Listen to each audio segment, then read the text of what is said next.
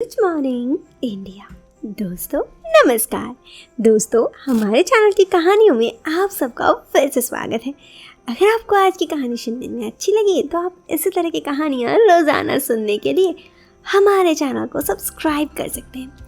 इस वीडियो के पसंद आने पर आप इस वीडियो को लाइक कर सकते हैं। चलिए अब इस कहानी को शुरू करते हैं। बरसात की मौसम थी। रूही थोड़ी परेशान लग रही थी। रिमझिम बारिश जो रूही को बेहद ही पसंद थी। आज पता नहीं क्यों मन अजीब लग रहा था। बस ये सोचकर वो बड़ी ही बेचैन हो रही थी। आखिर वो कब तक अकेली रहेगी। उसे बारिश में भीगना तो पसंद है, चाहे वो दिन हो या रात, लेकिन आज मन वो भी नहीं कर रहा था। आखिर घर पे अकेले रहने में किसे अच्छा लगता है। तभी गेट नॉक होती है। रूही खुशी से दौड़ती है कि उसके पति आए होंगे। वो गेट के पास जाती है तो ये क्या, अभी तो दूध वाला दूध देने आया था।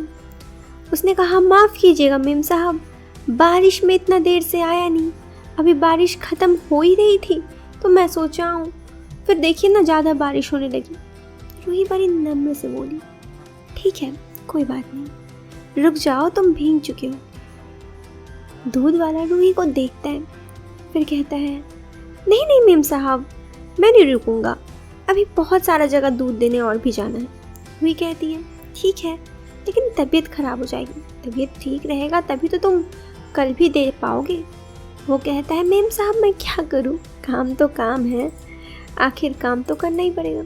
ये बोलते ही दूध वाला भी वहाँ से चला जाता है। रूही फिर एकांत में बैठ जाती है। आज उसके मन में अजीब गरीब सवाल आते हैं। एक तरफ तो उसे लग रहा था कि उसके पति पे बड़ा गुस्सा आ रहा था, वो अभी तक आए नहीं। बारिश के मौसम में वो अपने पति के साथ ये वक्त बिताना चाहती थी, लेकिन दूसरी ही तरफ उसे ये लग रहा था कि जब ये अपने काम को लेके इतना परेशान है तो मेरे पति भी काम को लेके परेशान है, तो क्या ही दिक्कत। यही सब चीज़ मन में ओझले घूम ही रही थी। तभी फिर मोबाइल में घंटी बजती है। इस बार रूही सोचती है उसके पति का ही फोन आएगा, लेकिन ये क्या, अभी भी पति के एक स्टाफ का कॉल आता है। वो कहता है, साहब आज घर नहीं आ पाएंगे। रूही परेशान हो जाती है, घर नहीं आ पाएंगे? हाँ, वो काम के सिलसिले पे काफ़ी ज़्यादा व्यस्त हैं, इसीलिए उन्होंने मुझे कहा कि मैं आपको ये चीज़ बता दूँ। क्या? उन्हें मुझे बात करने का भी फुर्सत नहीं। रूही को बड़ा बुरा लगता है इस वक्त, लेकिन फिर अपने आदतों की वजह से रूही कुछ न कहती। उसके मन में यही सब चल रहा था। रूही को पता था उसके पति का किसी और से अफेयर तो चल रहा है, फिर भी वो बिजी रह जाती, इधर उधर मन लगा लेती, लेकिन अपने पति को कुछ न कहती। लेकिन आज तो हद हो गई। इतना तो वक्त वो चाहती ही थी।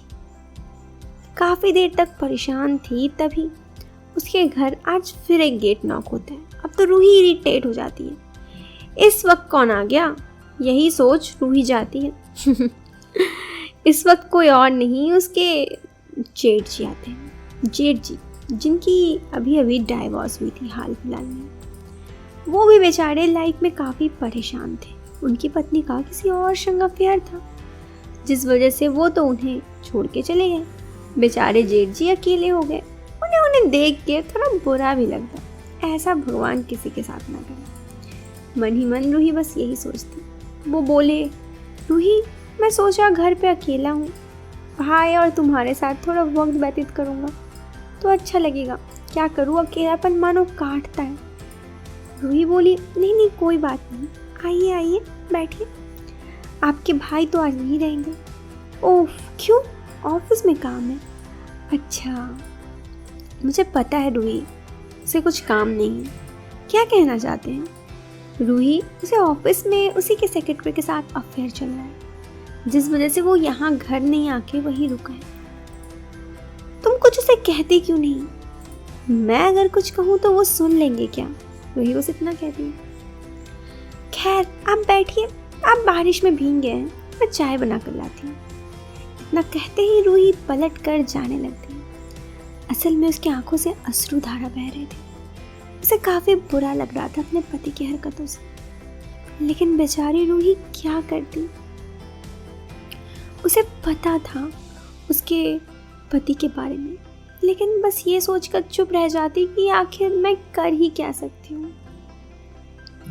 मन ही मन रोती, लेकिन किसी से कुछ न कहती। काफ़ी देर ऐसे ही बीत गया जनाब। फिर अभी तक रूही की चाय बनी नहीं थी। तब तक उसके जेठ जी उस किचन में आ जाते हैं, कहते हैं, रूही एक बात कहूँ? हाँ हाँ बताइए, रूही अपने आंसू को पोंछते हुए कहती है। मुझे पता है तुम बड़ी दिखी हो, अगर कुछ बात है तो मुझे कह दो। नहीं नहीं, ऐसा कोई बात नहीं है, तुम मुझे कह सकती हो, तुम्हारा दर्द मैं ही समझ सकता हूँ रूही, बाकी कोई नहीं। आखिर जब आप समझ ही सकते हैं तो मैं क्या ही बोलूँ, आप ही बताइए। मेरे पति का किसी और से अफेयर है, ये सुन मुझे तो बुरा लगता है ना। हाँ रूही, मैं समझता हूँ, बुरा तो मुझे भी काफ़ी लगता है, लेकिन हम दोनों कुछ नहीं कर सकते। तुम्हारा पति तुम्हारे साथ है, मेरी पत्नी मुझे छोड़ अपने बच्चों को लेकर चली गई। कभी कभी मुझे भी बड़ा बुरा लगता है। हम दोनों की ज़िंदगी ऐसी ही क्यों है? रूही सवाल करती है अपने जेठ से। रूही के जेठ, जो कि मन ही मन उदास थे, वो कहते हैं, रूही लगता तो है आजकल ज़िंदगी कुछ ऐसी ही है, जितना हम दूसरे के बारे में सोचते हैं उतना ही हमारे साथ बुरा होता है। देखो, तुमने भी अपनी पत्नी छोड़ किसी बार के में सोचा नहीं, तो तुम्हारी लाइफ भी ऐसी है, मेरी लाइफ भी। हम दोनों, वो लोग अपने बारे में सोचे तो शायद सही है उनकी लाइफ। रूही बोलती है, तो क्या मुझे भी अपने बारे में सोचना चाहिए? हाँ बिल्कुल, तो क्या मुझे भी किसी और के साथ? रूही देखो, ये तो तुम्हारी इच्छा है, तुम क्या चाहो नहीं चाहो, लेकिन बात अगर ये है कि तुम्हें अपने दिल की सुनना चाहिए। अगर अपनी बातों को सिर्फ दिल में रखोगी ना तो बस बुरा ही होगा। रूही की बात, आज जेठ की बात रूही के दिल में लग जाती है। कहीं ना कहीं वो जेठ को देखकर सोचती है, काश ऐसा ही इंसान मुझे मिला होता, काश इसी इंसान से मेरी शादी हुई होती। हम दोनों की हालात कुछ ऐसी हैं। इधर रूही के जेठ भी कुछ यूं ही सोचते हैं, लेकिन दोनों ही मन अपने बात को सोचते हैं। न ये इन्हें कुछ बोल पाते हैं, न वो उन्हें, बस सोचते रह जाते हैं। चाय बन जाती है। रूही चाय लेकर हॉल में जाते हुए अपने जेठ को बोलती है, आइए।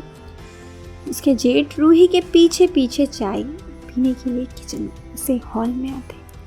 हॉल में दोनों बैठे बैठे अपने ही दिल में सोचते हैं। एक तरफ रूही को समझ में नहीं आता अब जिंदगी में क्या करे, तो जेठ जो अपने दिल की बात रूही को बताने तो आए थे, लेकिन आज भी बताना पड़ा।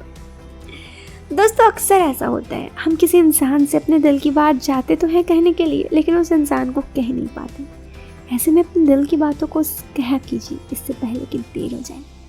फिलहाल के लिए ये वीडियो पसंद आई तो आप लाइक कर सकते हैं, चैनल पे पहली बार आए हैं तो सब्सक्राइब करें। मिलते हैं फिर एक नए वीडियो में एक नया इंटरेस्टिंग टॉपिक के साथ। बाय, टेक केयर, बाय दोस्तों।